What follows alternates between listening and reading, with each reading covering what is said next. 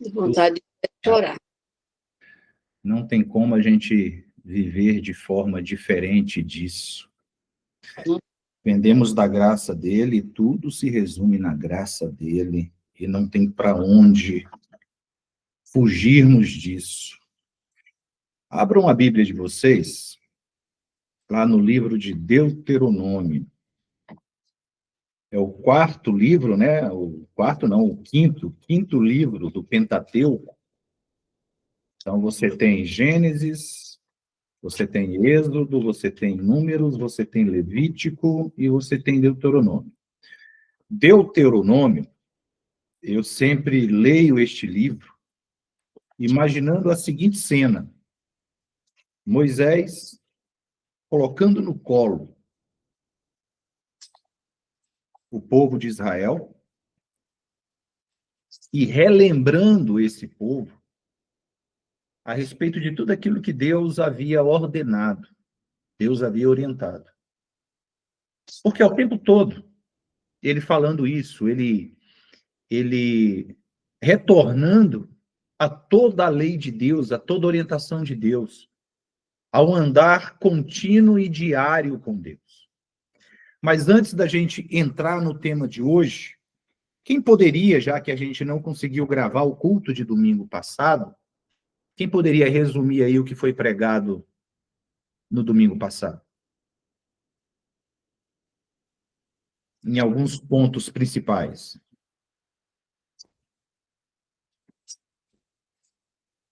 Sobre o que nós falamos?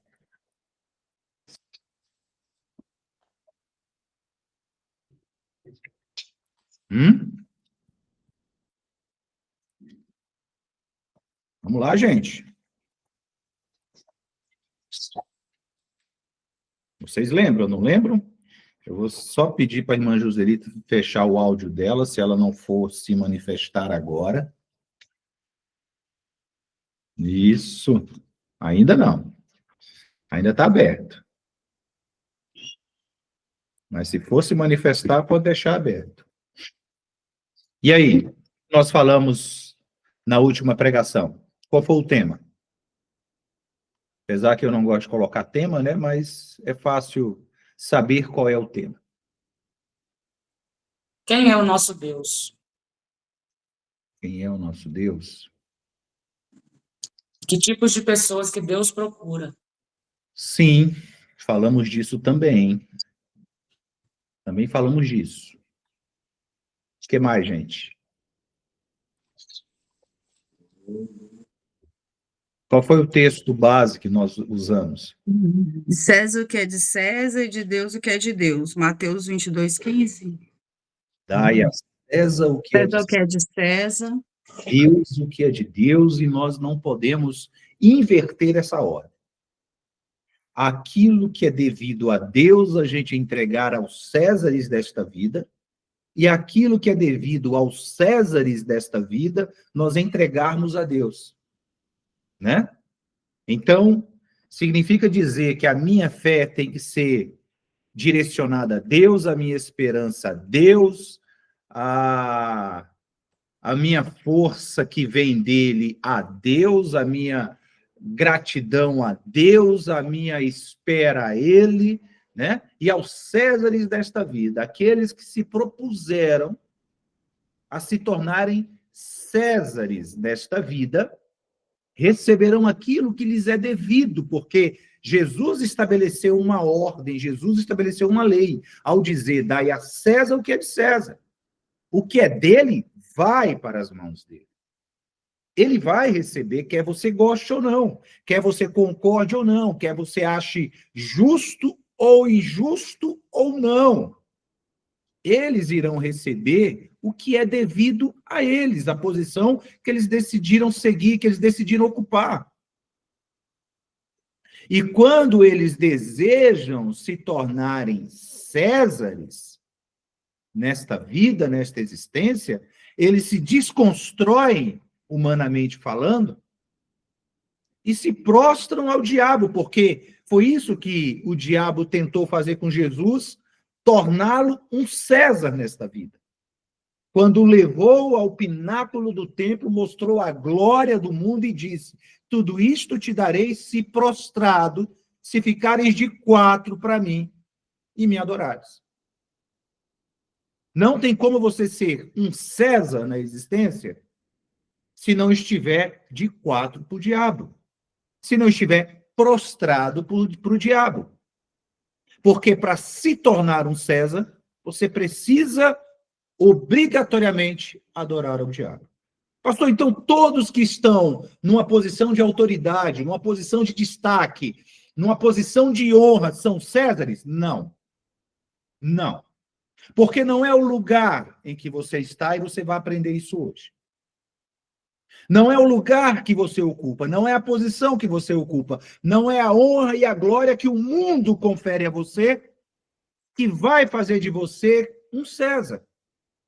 Mas é o que você carrega no coração. São as negociatas que você fez para chegar lá. São as corrupções que você se permitiu praticar para chegar lá. É você se colocando de quatro para o diabo para chegar lá. Como nós temos como Césares nesta vida, vários pastores. Estão em suas igrejas, estão pregando nas suas igrejas. Se é um César, com certeza não está pregando o evangelho. Porque ninguém que é um César pregaria o evangelho. Não pregaria. Ele pode maquiar o evangelho, ele pode distorcer o evangelho, ele pode inverter a glória do evangelho. Mas o evangelho puro e simples, aquele que transforma o outro, mas primeiro tem que transformar você. Então, gente, não é o fato de você ocupar uma posição de destaque, uma posição de honra, estar numa posição de superioridade que vai fazer de você um César, mas é seu comportamento, é sua atitude. E aí, hoje, eu quero que você abra lá em Deuteronômio, vai lá para Deuteronômio capítulo 11, Deuteronômio é antes de Josué, né? Se você ainda não achou, no capítulo 11, eu já comentei numa outra pregação a respeito desta situação, mas hoje a gente vai trabalhar com mais detalhes, já que a gente analisou no último domingo aquilo que é devido a Deus e aquilo que é devido a César, e que a gente não pode inverter esta polaridade, né? Então, a César o que é de César e a Deus o que é de Deus, pronto. Está simplificado a nossa relação com o outro e com tudo aquilo que nos rodeia. Viu? Hoje, eu quero falar do pior lugar para se estar e do melhor lugar para se estar. Lembrando que o melhor lugar para se estar não é um lugar de permanência, mas um lugar de passagem. Viu? E que o pior lugar para se estar não é um lugar de exclusão, mas de inclusão, de propósito. Porque se não for assim, ele se tornará, de fato, o pior lugar para se estar. Então, a gente foge, as pessoas reclamam quando estão no fundo do poço. Não é isso? Quem não foge do fundo do poço? Quem não faz de tudo para nunca estar no fundo do poço? E quando alguém pergunta como você está, você diz, eu estou no fundo do poço. Ou seja, na sua avaliação, o pior lugar para se estar.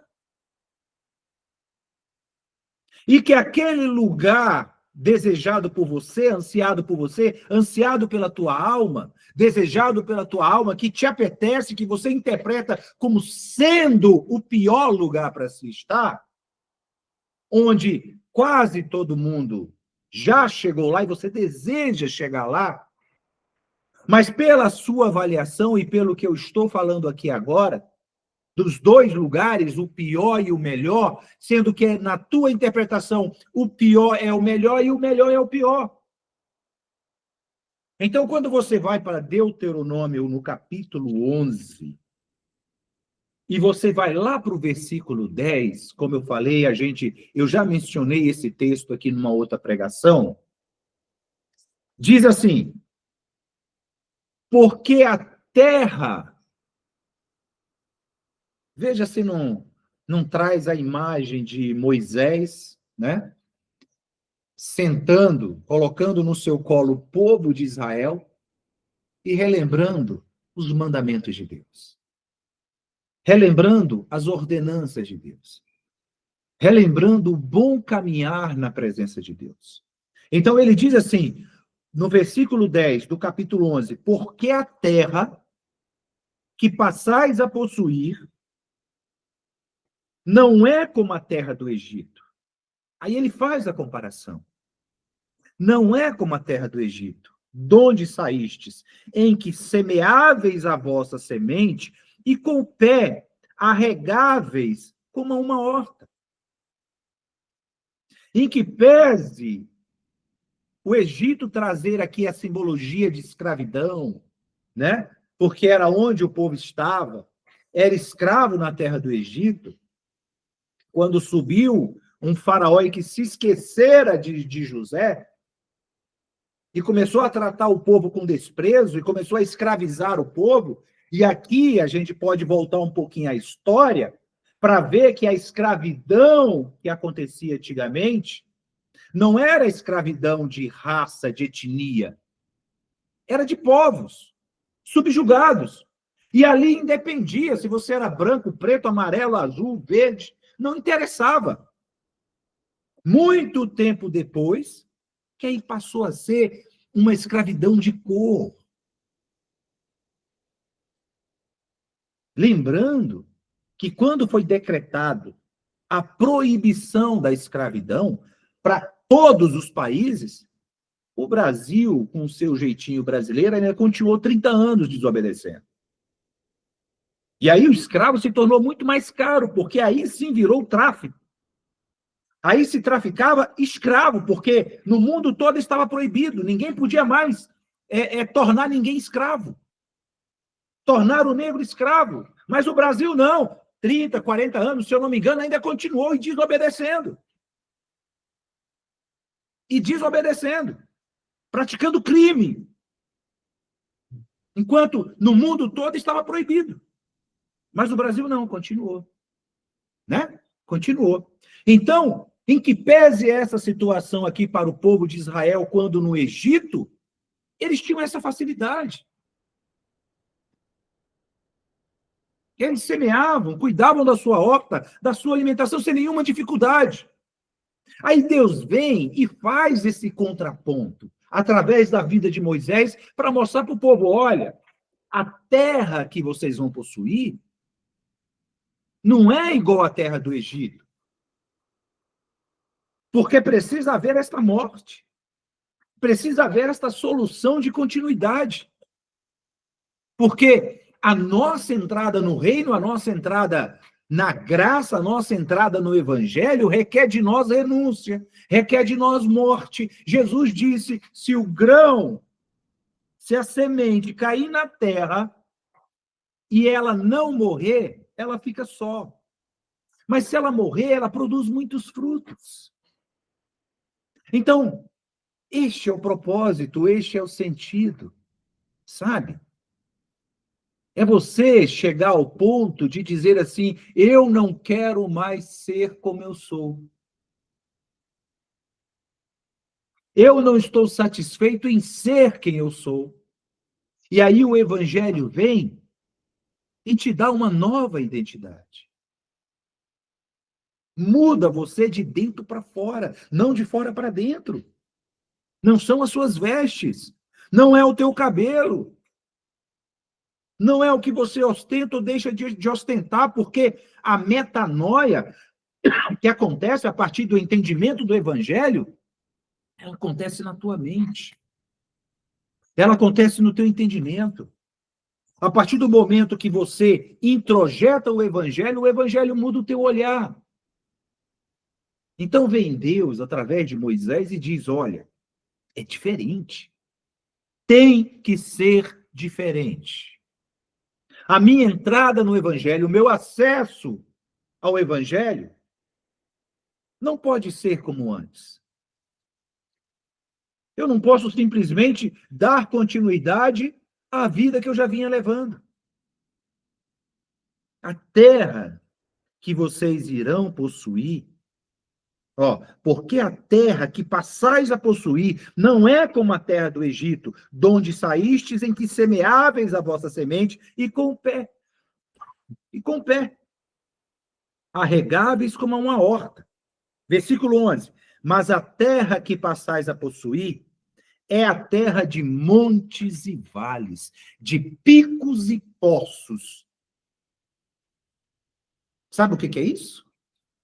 Picos e poços, significando que o melhor lugar para se estar, e eu quero te relembrar disso, que o melhor lugar para se estar, e não é um lugar de permanência, mas de passagem, é o poço. Que você foge tanto, que você murmura tanto, que você reclama tanto, que você canta, que você ora, que você declara que Deus é tudo para você, mas quando te falta algo, você reclama. Você murmura. Você amaldiçoa. Você se entristece. Se Deus de fato é tudo para você, qualquer coisa que te faltar, não vai faltar.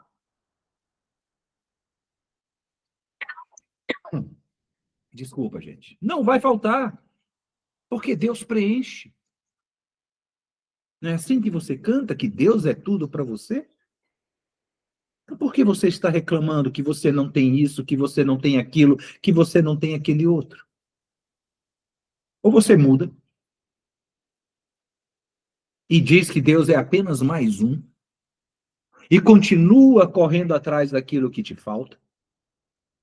Ou você realmente assume que Deus é tudo para você e sabe que o teu momento no poço, que é o melhor lugar para se estar, é um momento,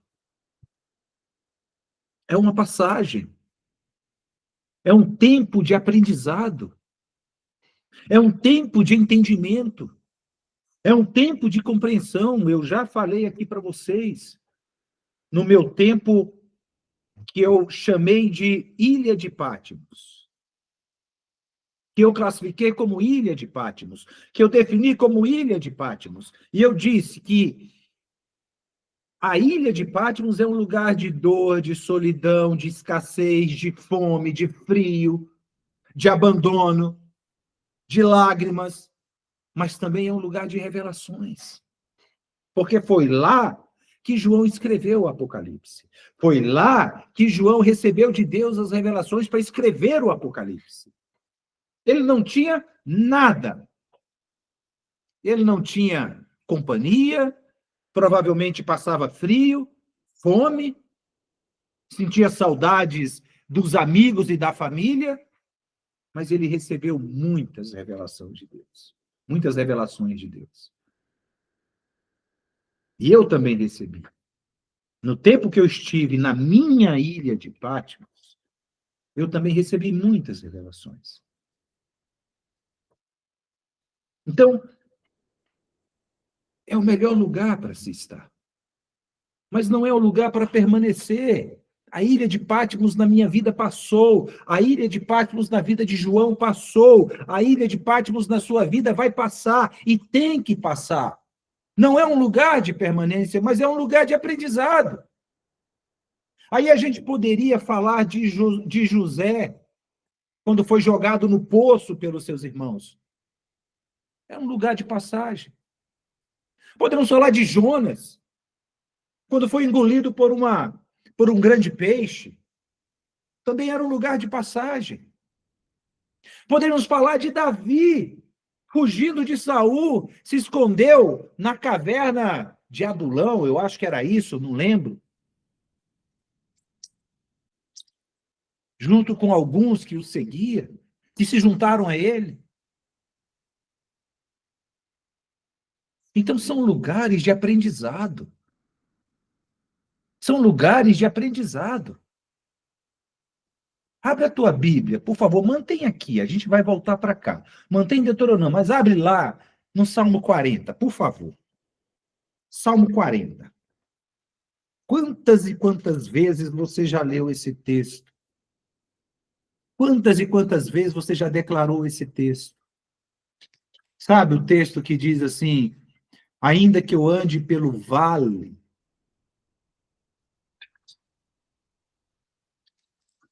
Veja que não, o texto não diz, ainda que eu permaneça no vale. Não, ande. Ande. Continue.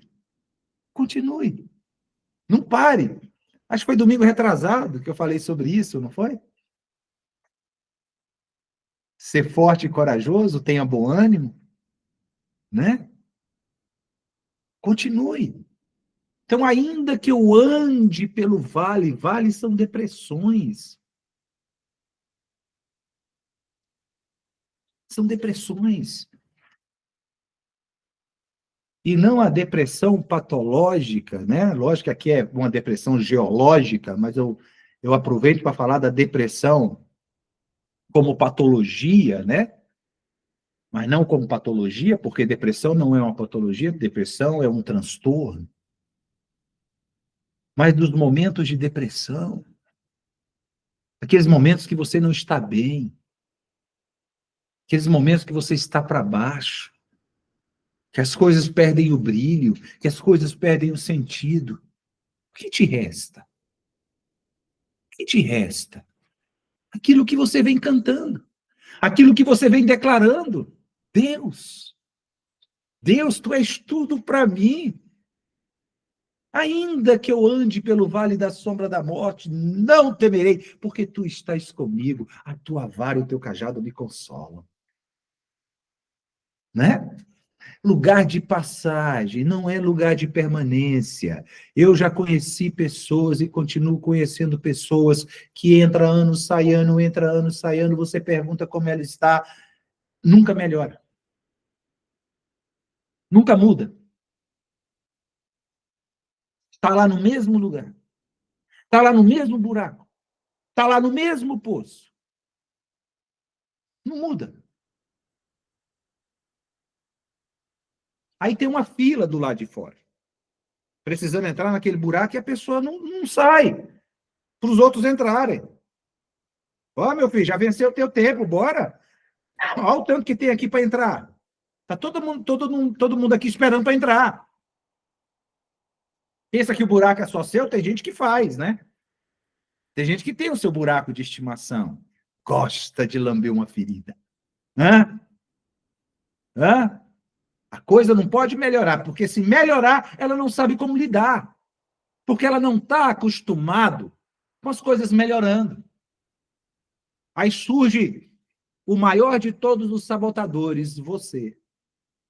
Você é seu maior sabotador. Sabe? Você reclama, reclama, reclama. Quando as coisas começam a melhorar para você, você vai lá e consegue estragar.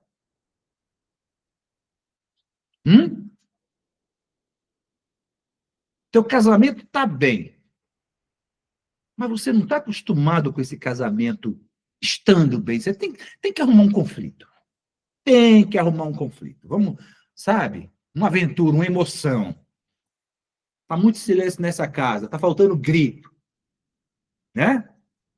Aí você vai lá e provoca o grito. Está faltando umas agressões verbais. Você vai lá e provoca a agressão verbal. Isso é doença de alma. Você ainda não entendeu o evangelho. Aquele que crê em mim, do seu interior fluirão rios de águas vivas. Rios de águas vivas, não são águas mortas. Vivas. Por onde você passar, semeia vida, produz vida, gera vida. E aí, no Salmo 40, diz assim: esperei. Quem espera A espera não é atitude de quem vai permanecer. A espera é a atitude de uma pessoa que está ali por um tempo, está de passagem, sabe que ali não é o seu lugar, mas que vai tirar o melhor proveito daquele momento. Vai aproveitar ao máximo para aprender, para crescer, para desenvolver, para amadurecer, para introjetar o evangelho. Quando a pessoa diz que está esperando, você já sabe que ela está de passagem naquela situação. Como nós esperamos o Senhor. Como nós esperamos a volta de Jesus, nós estamos aqui de passagem. Como nós esperamos que as coisas melhorem, porque a situação que nos encontramos hoje é apenas passageira. É temporal. É por um tempo. Aí vem o Evangelho e diz assim para você: Cristo em vós, esperança da glória. E não só da glória, mas Cristo em vós, esperança do mundo. Eu acho que o mundo nunca precisou tanto da igreja, nunca precisou tanto de nós com essa consciência para curá-lo. Para curá-lo. Para restaurá-lo. É falta de quê, gente? Que eu olho, eu vejo as coisas piorando cada vez mais. Eu vejo o amor esfriando cada vez mais. Eu vejo a normalização da maldade, da morte, do roubo, do jeitinho.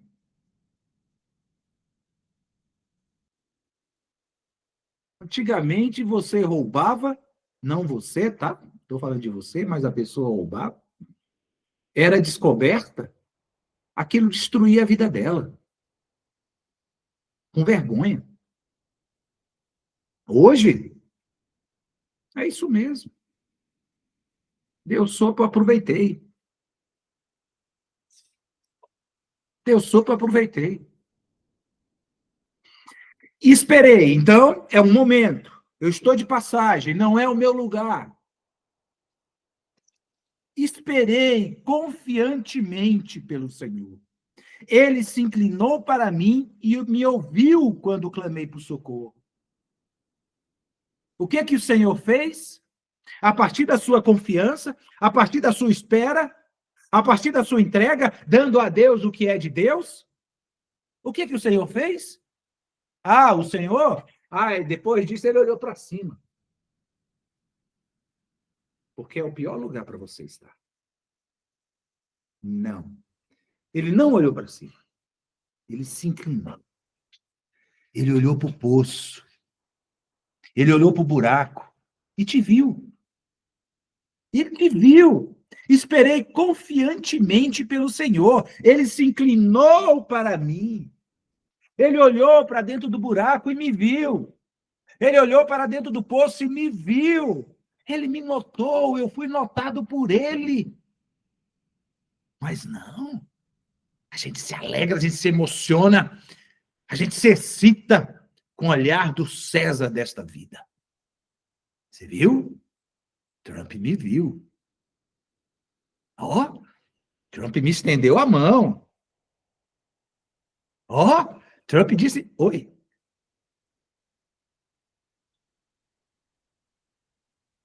E sendo que o Senhor de toda a terra, o Senhor de toda a terra, que diante dele todos devem se curvar, ele se curvou para te ver. Ele se inclinou para te ver.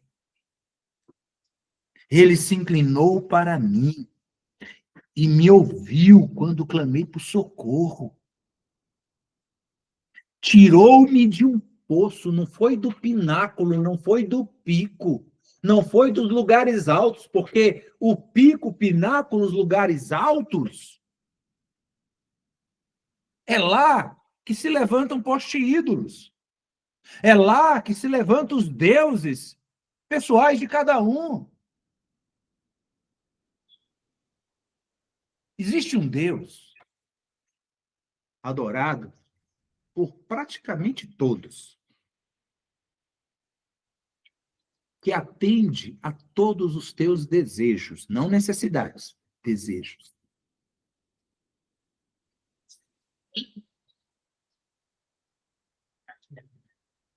Chamado Mamon. Ele te dá tudo. Ele te dá o que você quiser. O que você quer? Fala aí, o que você quer? Ele te dá. Ele não atende tuas necessidades. Por isso que eu deixei claro. Necessidade, não. Agora, desejo? Desejo? O que você deseja? Ele é como o gênio da lâmpada. Mas ele te concede muito mais desejos do que apenas 3. O que você deseja? Basta que você peça a ele. Basta que você ignore a Deus. Basta que você deixe Deus de lado, deixe Deus de escanteio. Porque esse Deus aqui, ele está preocupado com a tua necessidade. Com a necessidade da tua alma, com a necessidade do teu ser, com a necessidade do teu coração. Agora o outro quer satisfazer aos teus desejos. O que você deseja? Poder? Ele te dá. Fama? Ele te dá. Glória? Ele te dá.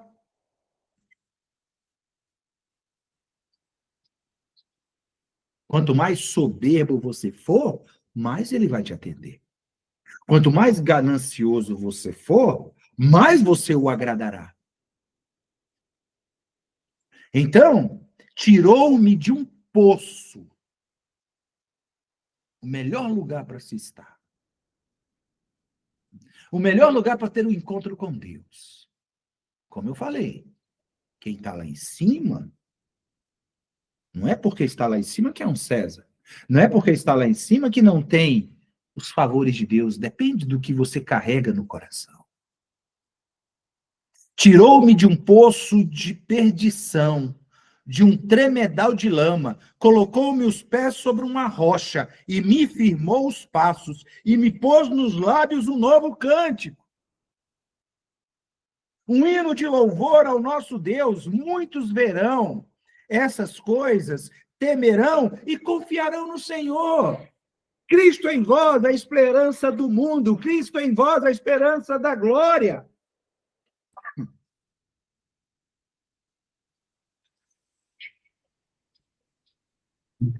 Um hino de louvor ao nosso Deus. Muitos verão essas coisas, temerão e confiarão no Senhor. Lugar de passagem. O melhor lugar para se estar é um lugar de passagem, não permanência. É um lugar de crescimento, é um lugar de amadurecimento, é um lugar de entendimento. De você entender a respeito do eterno peso de glória. Quando Paulo vem e diz: por 3 vezes orei ao Senhor, e o Senhor me disse: a minha graça te basta, porque o meu poder se aperfeiçoa na fraqueza. Porque o meu poder se aperfeiçoa no poço. Não no pico. Não nos montes, nos vales.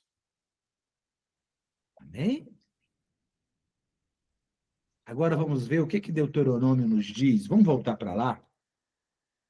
Versículo 10, porque a terra que passais a possuir não é como a terra do Egito, donde saístes e semeáveis a vossa semente, e com o pé arregáveis como uma horta, mas a terra que passais a possuir é a terra de montes e de vales, da chuva dos céus beberá as águas, terra de que cuida o Senhor vosso Deus, os olhos do Senhor vosso Deus estão sobre ela continuamente, desde o princípio até o fim do ano, desde o primeiro dia até o último dia. dos anos das nossas peregrinações nesta terra.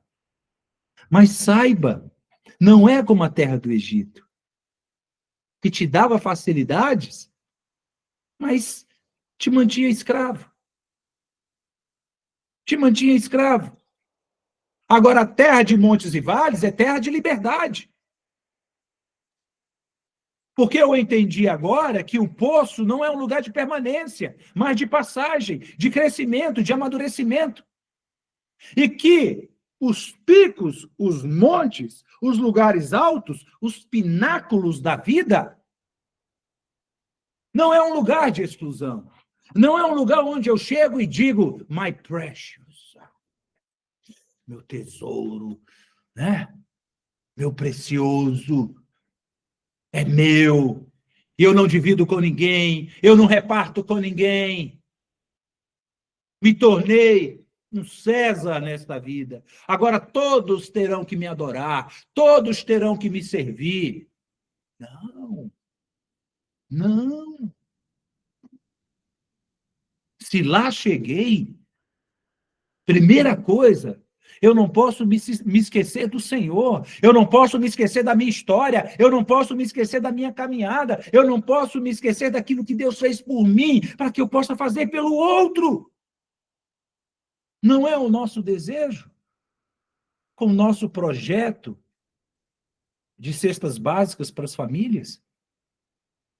O nosso objetivo não é que aquela pessoa que é ajudada chegue e diga, está aqui, não preciso mais, dê para outro. Não, esse não é o objetivo.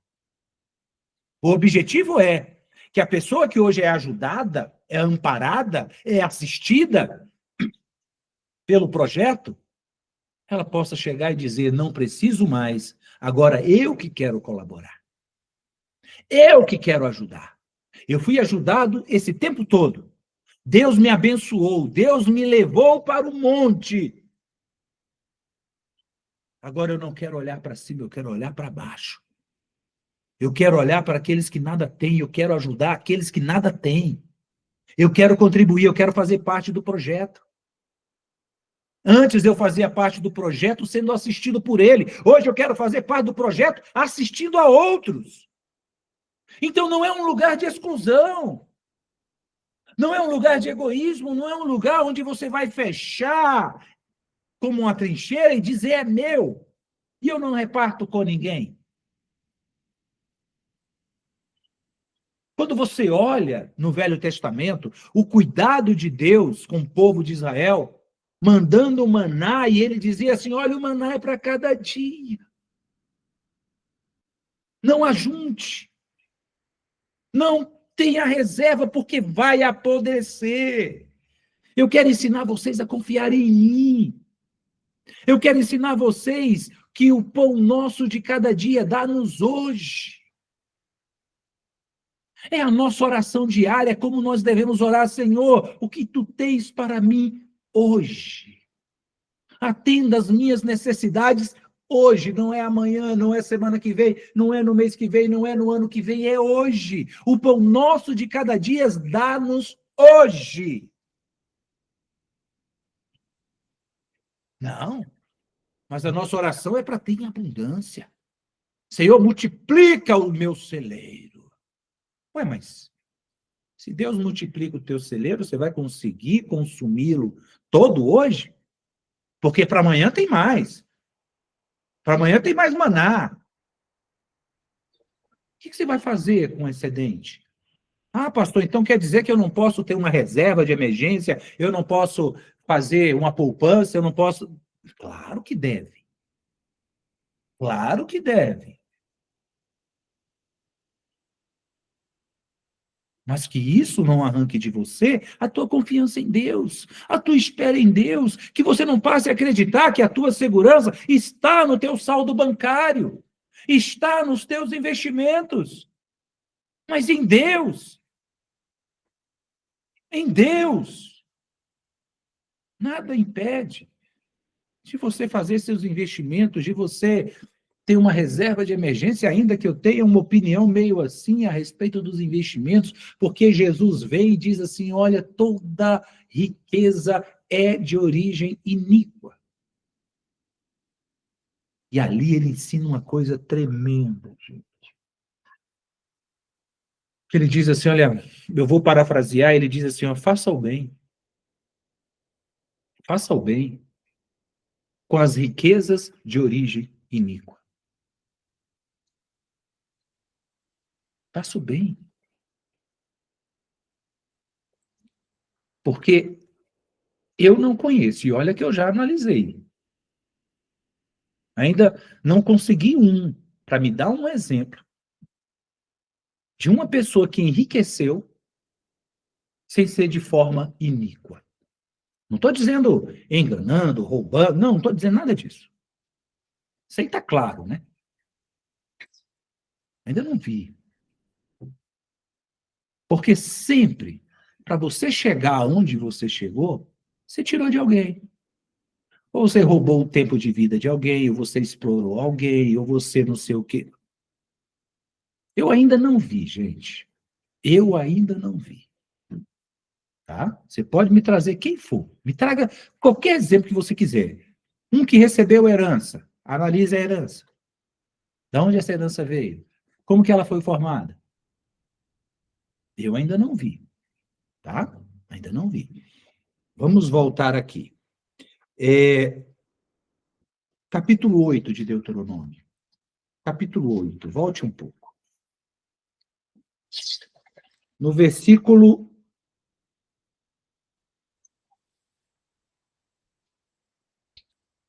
A partir do versículo 10. Aí eu relembro vocês. A terra que o Senhor nos leva a possuir, a terra que o Senhor nos leva a possuir, é terra de montes e vales. A posição que o Senhor nos conduz é uma posição de montes e vales. É uma posição que te glorifica e é uma posição que te quebra, que te humilha, que te quebranta, né? E é uma terra de montes porque é uma posição que Deus te exalta. Certo? E aí, no capítulo 8 de Deuteronômio, diz assim, a partir do versículo 10, preste bem atenção. A partir do versículo 10, e meu café está esfriando.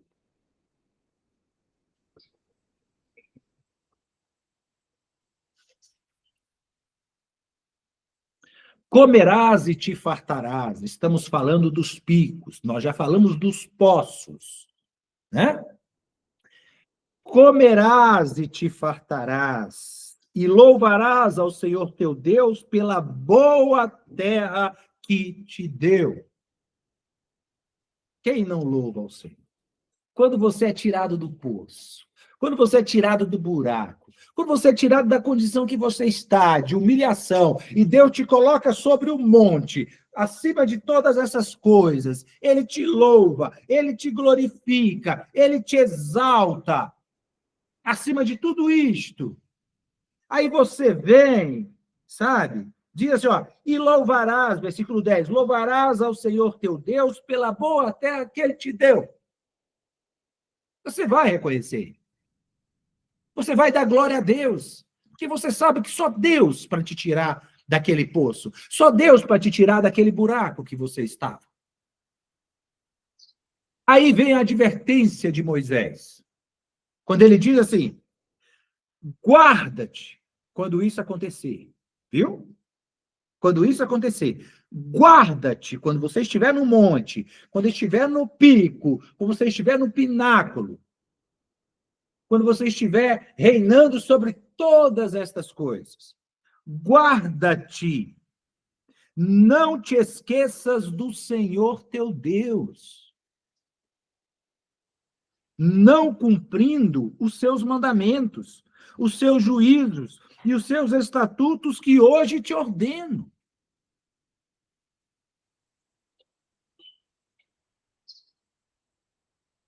Aí, eu abro um parênteses aqui e digo para você o seguinte. que o altar de adoração a Deus, ele é levantado na vida do outro. Quando a gente ajuda o outro, quando a gente atende o outro, quando a gente ama o outro, quando a gente cuida do outro.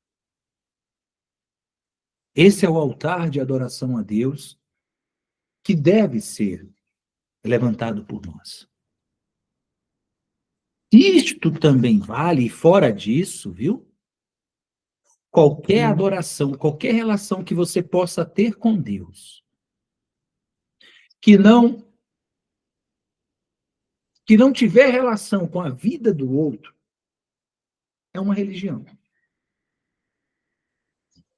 Porque Tiago, ele fala sobre isso. Quando ele diz assim que a religião verdadeira é visitar órfãos e viúvas. Visitar órfãos e viúvas nas suas necessidades. E guardar-se incontaminado do mundo. Essa é a religião verdadeira.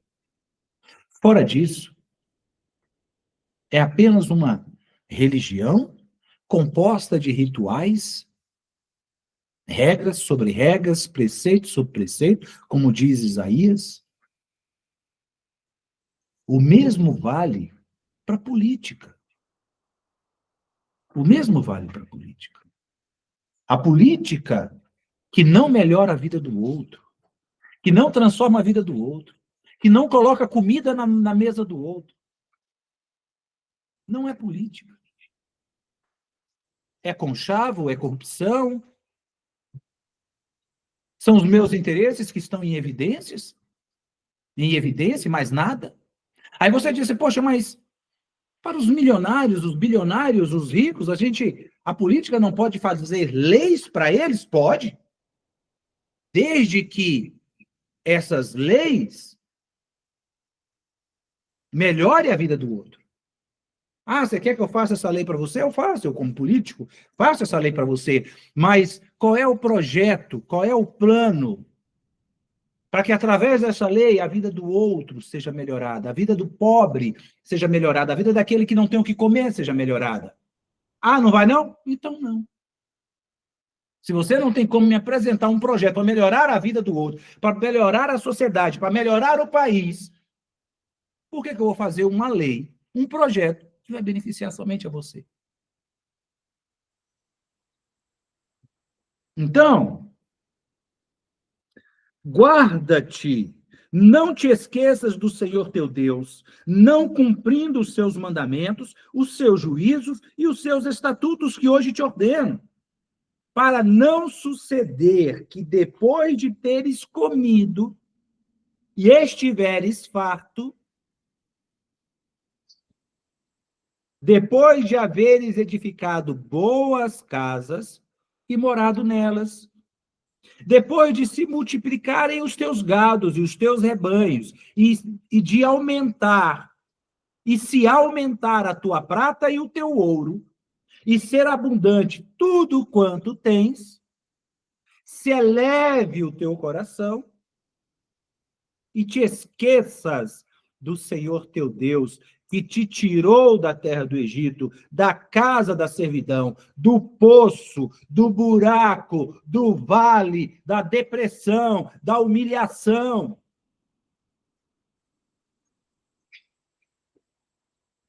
Que te conduziu por aquele grande e terrível deserto, lembra? Lembra? Terrível deserto de serpentes abrasadoras. Todo mundo queria te picar, todo mundo queria te morder, todo mundo com o veneno escorrendo na boca. Lembra disso? Você lembra? Que a gente não esquece dessas coisas, não. Se eleve o teu coração e te esqueças do Senhor teu Deus, que te tirou da terra do Egito, da casa da servidão, que te conduziu por aquele grande e terrível deserto de serpentes abrasadoras, de escorpiões, pessoas que enganam, pessoas que traem, pessoas que queriam ver a tua queda, colocando armadilhas e laços para você. Como é que tu se esqueceu disto? Como é que tu se esqueceu do agir do Senhor em tua vida nesses momentos? Como? Se essas coisas são marcantes. Nos marcam como se marca um cavalo. Com ferro em brasas. Marca a nossa alma. Marca o nosso corpo. Você olha para o teu corpo e você sabe. Tem as marcas aí. Das mordiduras das serpentes. Das ferroadas dos escorpiões. Está aí no teu corpo. Como Paulo dizia. Quanto a mim, ninguém me moleste, porque eu trago no meu corpo as marcas de Jesus.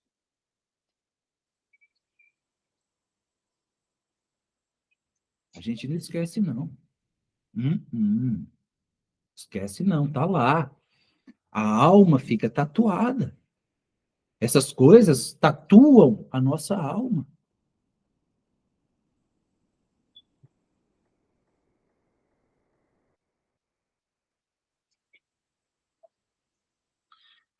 Serpentes abrasadoras, de escorpiões e de secura. Sabe? Sabe? Quando a boca não produz saliva? Sabe aquela notícia que você recebe que a boca seca na hora? Lelê. Tem como esquecer disso não, gente. Você pode até se esquecer de Deus, mas disso tu não esquece, não. Isso aí você vai lembrar pro resto da vida, mas você vai dizer assim, eu não sei como eu saí daquilo, mas eu saí, né? Porque você se esqueceu de Deus, você esqueceu que quem tirou de lá foi Deus. Só ele poderia ter feito aquilo. Só ele. Secura em que não havia água, e te fez sair água da pederneira, que no deserto te sustentou com maná, pro dia. Não era para você se enriquecer. Não é para você ter em depósito. Viu? Não era para apodrecer. Te sustentou com maná que teus pais não conheceram. Para te humilhar e para te provar e, afinal, te fazer bem. É o melhor lugar. Sabe aquele lugarzinho que Deus te tirou? Que você dizia que era o pior, era o melhor. Agora que a luta vai começar. Tu achava que tu estava em luta, que tu estava em guerra quando estava no poço. Não, é agora, é no monte. É no pico. Viu? É nos lugares altos. Aí a guerra começa. Para que você não se esqueça do teu Deus. Versículo 17. Não digas, pois, no teu coração, a minha força e o poder do meu braço me adquiriram estas riquezas. Diga isso não. Não cometa esta blasfêmia. Tiago, mais uma vez, vem e diz, o que tu tens? O que tu tens? Que você não tenha recebido dele. Acho que foi Tiago ou Paulo, não interessa, depois você procura aí. Está lá. O que tu tens que tu não recebeu dele? Então por que te glorias? Como se não tivesse recebido. Em parte conhecemos, disse Paulo. Em parte profetizamos. Parte é conhecimento adquirido. Você vai, busca, lê, estuda, pesquisa. Parte profetizamos, é revelação. É entendimento que Deus te dá. É iluminação da tua mente. É metanoia. É abertura de olhos. De olhos. Que não deixa de ser um zoe. Né? Então, que no deserto te sustentou com maná, que teus pais não conheceram, para te humilhar, para te provar, e afinal te fazer bem. Não digas, pois, no teu coração, a minha força e o poder do meu braço me adquiriram essas riquezas. Olhe em volta. Seja muito, seja pouco, não interessa. Olhe em volta e diga, Senhor, eu sou grato por tudo que tenho. E tudo que tenho é consagrado a ti. É para o teu serviço, é para a tua honra, é para a tua glória. Versículo 18. Antes disso acontecer, antes te lembrarás do Senhor teu Deus, porque é Ele o que te dá força para adquirires riqueza. Eita lapada, hein? Hã? Eita lapada. Os coaches da vida agora, né? Ouvindo isso. Hã? Né? Eu sou o bom, eu sou o cara. Todo mundo tem 24 horas no dia? Tem não. Isso é a maior mentira que já inventaram. Tem não. Nem quem mora na mesma casa tem as mesmas 24 horas. Tem não. Viu? Tem gente que tem 40, tem gente que tem 50, tem gente que tem 2, tem gente que tem uma, e tem que fazer milagre com essa uma. Milagre. Porque cuida de filho, cuida de marido, cuida não sei o quê, faz isso, levanta cedo, pega ônibus, faz isso, tal, tal, tal. Sobra para ele 1 hora. Você não, você tem 40, porque você tem empregado para limpar, para lavar, para não sei o quê. Falta dar comidinha na sua boca. E você vem me dizer que todo mundo tem 24 horas. Cria vergonha na tua cara. E eu não estou falando para vocês aqui, não. Estou falando para quem vai assistir esse vídeo.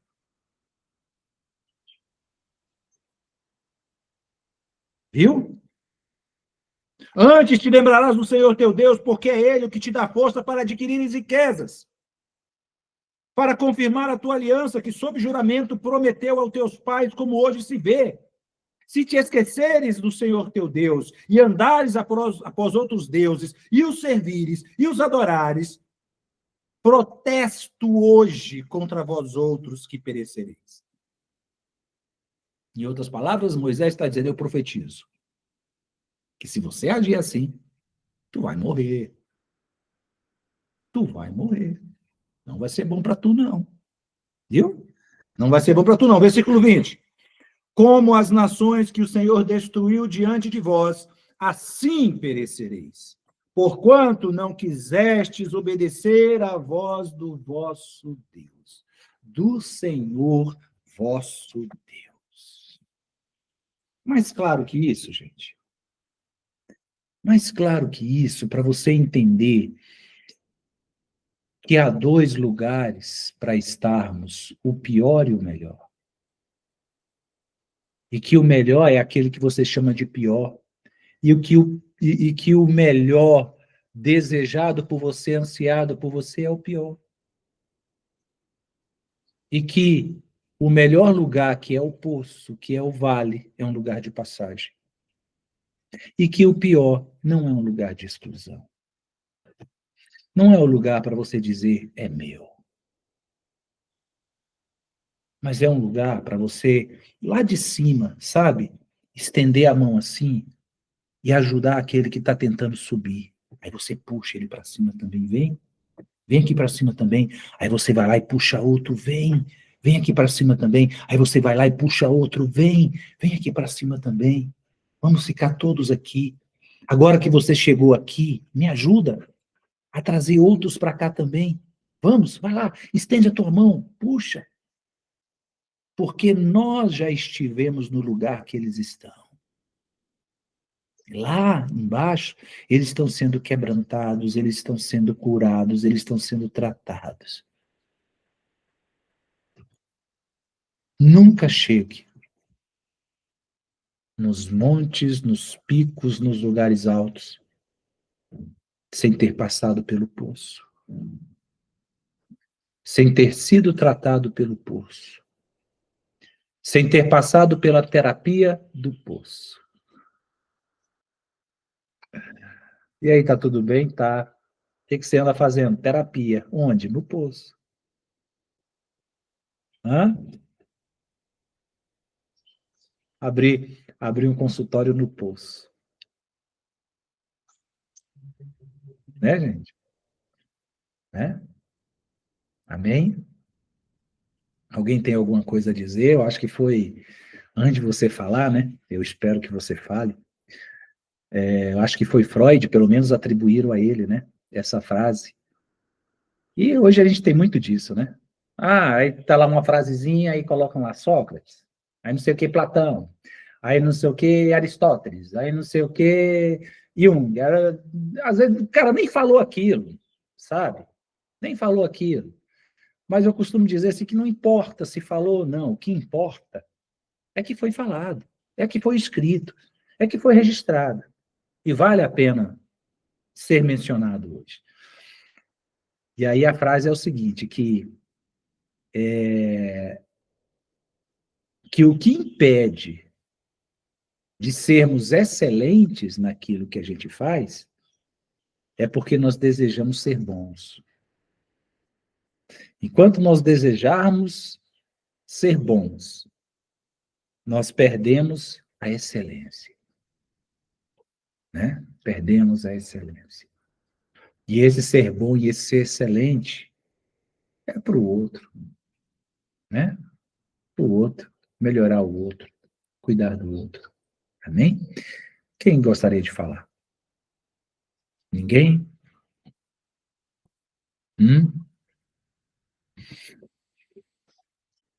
Querido Deus, maravilhoso eterno Pai, nós te oramos, te glorificamos, te bendizemos e te exaltamos, meu Senhor, na beleza e no esplendor da tua santidade. Graças te damos por esta manhã, pelo que aprendemos contigo, com teu Santo Espírito. Temos certeza, meu Senhor, que o teu Santo Espírito tem produzido em nós, meu Senhor, produzido em nós frutos para o teu reino, Pai, para a tua glória e para a tua honra. Em nome de Jesus, meu Senhor, é o que nós te pedimos, meu Deus, e te agradecemos. Que a graça do Senhor Jesus Cristo, o amor de Deus e as doces consolações do Espírito Santo seja com cada um nesta manhã, com cada família aqui representada, desde hoje e para todo sempre. Aquele que crê, diga amém e graças a Deus. Amém, gente? E Deus abençoe vocês, tenham uma semana de paz, uma semana de conquistas, e até o próximo domingo, se Deus permitir.